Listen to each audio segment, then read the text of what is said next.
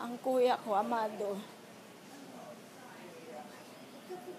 Moscosa. Tapos ang ate ko sa Basay, Gloria Adona. At saka ang asawa niya, si Roberto Adona. Kung naririnig nyo ako, nakikita nyo ako, sana mag-ano naman kayo, magparamdam naman kayo, manawagan kayo, may mga media naman dyan, may mga reporter. Yun lang po.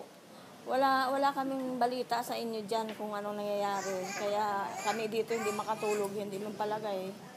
Sana naman, intindihin nyo rin naman kami dito kasi hindi ako makatulog gabi-gabi. Nahihirapan din ako.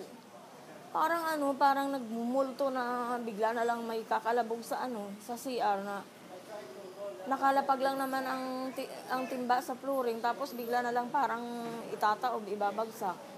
Ay, kinikilabutan ako bigla, ma'am. Kaya alam ko na sila. Kaya sabi ko naman doon, hindi ko kasalanan, hindi ako nagpapabaya sa inyo. Kaya lang, wala rin naman akong magagawa para pumunta dyan.